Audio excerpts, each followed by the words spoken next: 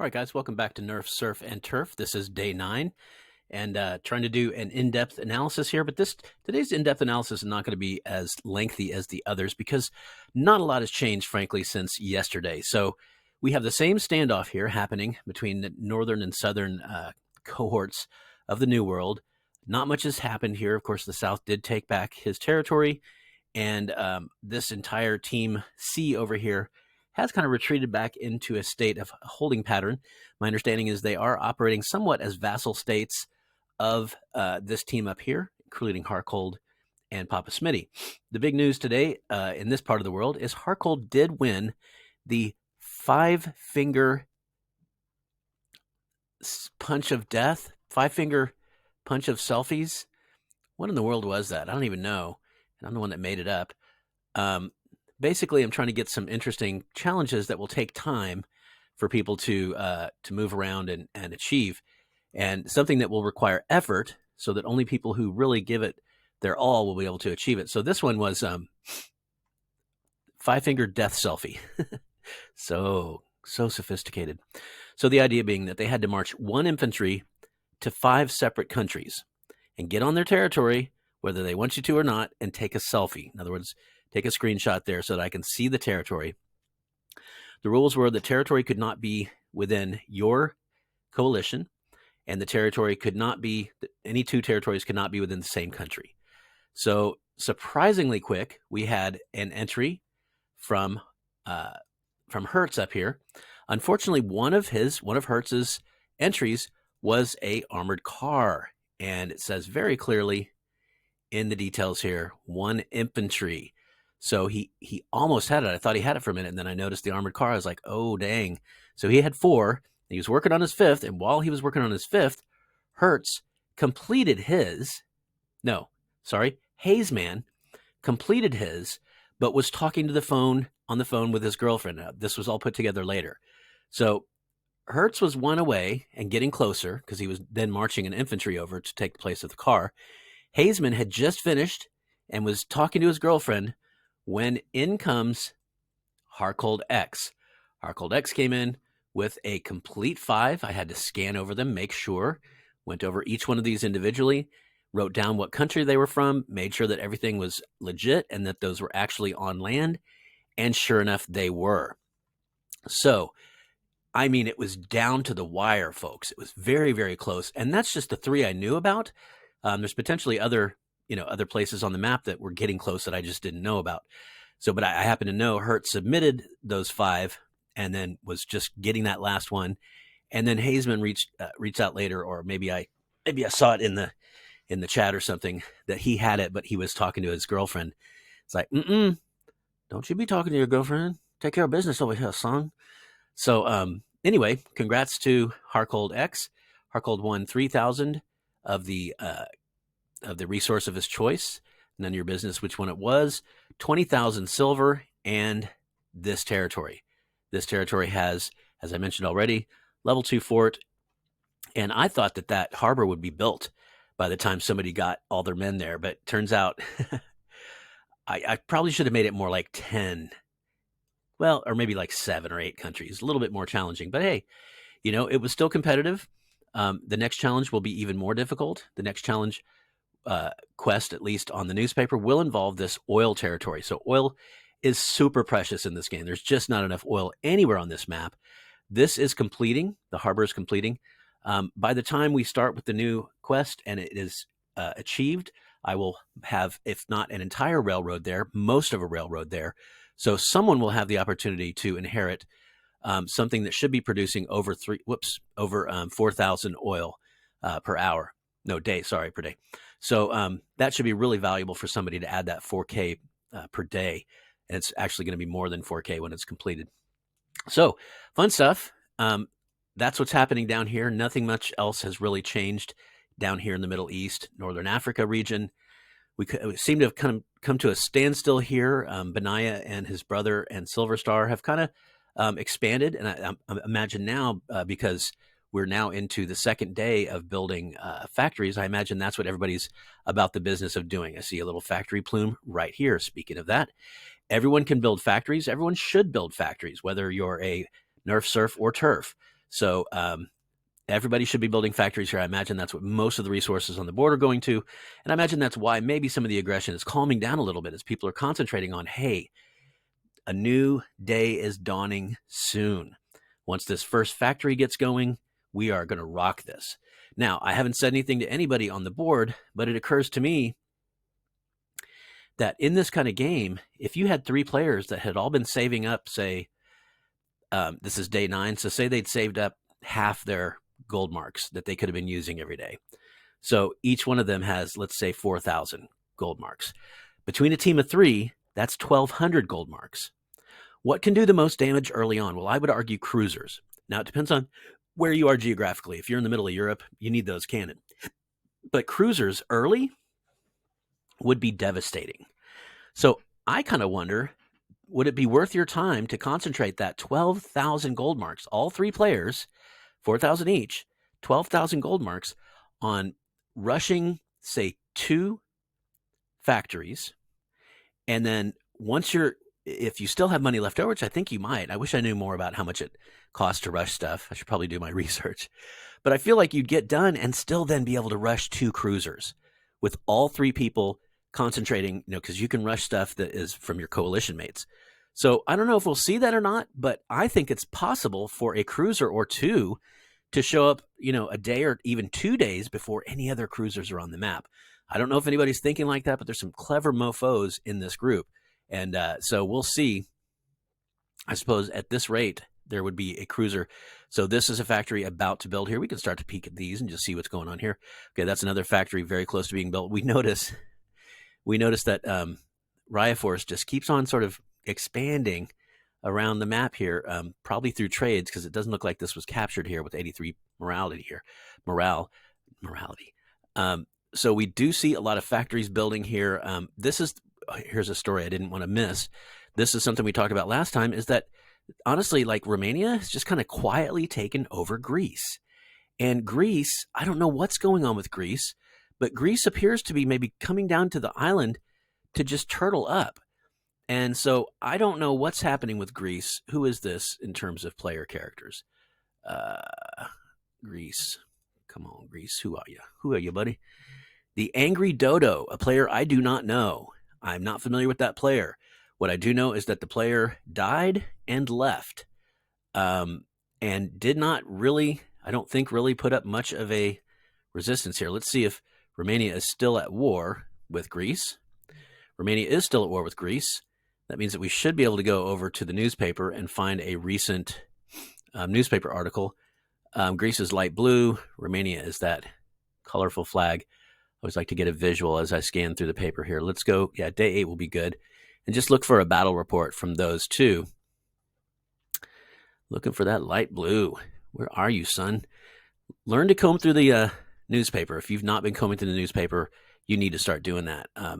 Just look for those colors is my advice. You can zoom in specifically. Here's the colors we're looking for. So here's the war. This will tell us if there's anything fishy going on. 44,000 to 16,000. I mean, that's a pretty good kill ratio for Romania, especially early before cannon are possible, but it's not unheard of. Just some bad decisions could be made. So, if you don't understand the subtext here, it's, if this had been taken without any bloodshed, then I'd have to say there's some kind of shenanigans happening here. In other words, somebody leaving the game, which, leaving the game is not illegal. It's not against the law, but, but you wouldn't expect, for instance, you wouldn't expect Greece to just give over his land to an opposing coalition, right? So this coalition here is Greece, Ottoman, and Arabia here. So I'm going to call it legit. We do worry about dual account kind of stuff. You could put yourself, and I'm not saying this is what happened at all. I'm saying you could put yourself in 2 different, teams, and then just allow one of your accounts from, one coalition to be defeated. So that's what I'm saying I looked for here. But that kill ratio is high enough for me to not feel like that's exactly the case. On the other hand, if someone was scamming, then, this is Hemlin. Nah. Okay, never mind. I didn't know if this was someone I knew or not, but I know Hemland. So that's not what's up. It's just Hemland must have played really, really well, caught him off guard, caught him maneuvering, what have you. So, but the net result is undeniable. Basically, I think Hemland may be one of the largest countries on the map right now. We haven't done this for a while. Let's take a look at all these. Look at that. I'm way down on the list. How can that be? So Sweden is doing really good with 99 points. Caucasus doing really, really good. And we can look at that in just a minute as well. Poland is doing great. Poland took Germany's capital. Poland has been doing some pretty good play, despite the fact that he was crippled by not having one of his players present the entire game. Great Britain is doing great. So very interesting. Great Britain, who was a ally to the famed Master Pop, who Master Pop is pretty much gone. He's still hanging on. He's just one little bit of a little island there that he's hanging on. But I feel like he's earned his fame for a couple of reasons. One, with the Fisher Boy, that's going to be. I'm saving that meme, and I'll be throwing that out there every once in a while. That his scouts in the in the North Sea here, he claimed they were Fisher Boys who were murdered, and then the other one was he basically was attacking me, and it wasn't. It was a misclick, but everyone, we got a kick out of that. It's like, wow, okay, that's some pretty powerful energy there, man. You're attacking the MC. Anyway, Great Britain, as you may or may not know, won a prize for most diplomatic. And look at this. 4th in the game, a member of a fractured alliance. They were partnered up with a country who's basically gone now, and then a country down here in Austria who is doing pretty good. Austria is doing fine, but now they're kind of separated from each other. So very devastating, but it's good to see them high on the list here. West Libya, of course, is our friend Benaya, who gained a lot of territory early on, but is kind of stagnating there and probably just building economy like most of these people are. So good to see that top 4 or 5 there. What's going on in terms of points? That's not always the best indicator, but it's a decent indicator of what's happening here. So Greece is making a stand here, still has a territory here, and it looks like is retreating to an island. It's just a weird play. I don't understand that. It is a little bit suspicious. I don't know why a player would do that. For instance, if Greece wants to be a good partner to the Ottoman and to Arabia down here, but Greece wants to leave the game, well, I would think that Greece would attack. I mean, yeah, it's weird. I can't justify this. This is something I do want to look into a little bit and figure out what's going on. Because it basically happened overnight. If you see in my last video, I kind of looked at it and was like, holy crap, they now own most of Greece. What happened here? And so for Greece to leave with 50 troops just to kind of peace out doesn't make any sense. With 50 troops, he could get most of his country back here. And then there's 10 more here. So I don't know what's going on. I might reach out and ask the Ottoman player here if they know what. Wait a minute. Ottoman, where is your capital, dude? What am I missing here? What? Oh my goodness. This is where the Ottoman capital should be. Holy crap. I forgot about that. Ottoman is one of those that has its capital over the water, similar to Egypt. Although I don't think that's Egypt's capital. No, it's not Egypt's capital, but they have one territory over the water, which is kind of weird. Oh my goodness. So Romania has come down and hit hard against the Ottoman. That's a big blow. The Ottoman have lost their capital and they've lost a precious energy tile. Wow. Meanwhile, a sworn blood brother to the Ottomans, who just gave his entire country away to the Ottomans, is running to an island. That is bizarre. Did not move this to defend their brother here. There will be an investigation, ladies and gentlemen. I don't know what's going on there. I don't know what kind of shenanigans are going on there. What kind of tomfoolery is going on there. What kind of guff. Anyway, weird stuff. We'll look into it. We'll see if we can figure anything out. All right, so here's another big piece of news. Look who's back. Lithuania has woken up from his slumber, his 20-year slumber. or her 20-year slumber. I don't know. But the point being, I don't know what the hell can be done now. This country is in a death spiral. When your morale gets that low everywhere, look at their average morale here. Oh, I hate when that happens. Your average morale, it can go into a tailspin. You get below 40 and you can't produce enough materials, you can't produce enough resources to get you out of that hole. So I don't know what this person's going to do. It doesn't look like they're building anything. They might be back. I mean, they're technically, oh, well, look at this. What the? A factory, folks, a factory. So they are back and building a factory. Wow. Okay. Alrighty then. That's just bizarre. They somehow cobbled together enough money. They probably had a lot of silver. That's the one thing, you can just keep on accumulating every day. So Lithuania building a factory. Wow. I just don't know what to make of that. We do have a continued standoff here along the border between northern Russia and Russia. And I think actually both teams are okay with that. So I think Russia is okay with that because Russia would rather deal with and face what's going on down south of them and sort of focus on that. So a standoff in the north with no clear winners might be good. They can stabilize their northern border and then turn to the south. I don't know. I don't know why it's good for anyone to have hundreds and hundreds of troops just locked into a stagnant situation there. But when there's ill will and there's no trust, then that's what happens. I've been part of that many a day in this game. So it's just part of what happens. As for Scandinavia, they're in a pretty good position. So Finland only has a little bit of border with Russia, but can apply some strength here against Russia to intimidate and to force Russia to hold stuff back here.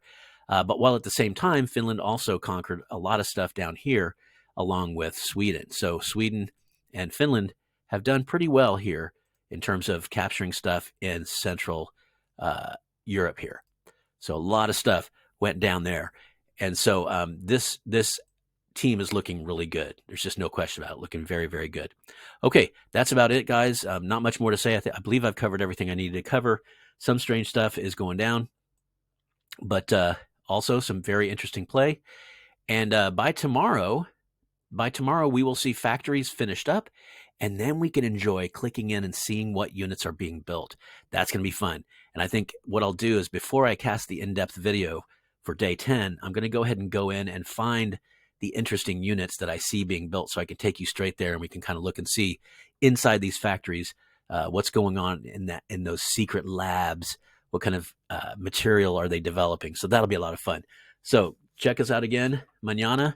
I'm going to go ahead and cast the overview, the generic blindfolded version of this. Now that I've gotten all my excitement and craziness out, we'll go over and be calm on that side of things. And that's about it for today. So thanks for checking things out. I'll see y'all tomorrow. Adios, amigo.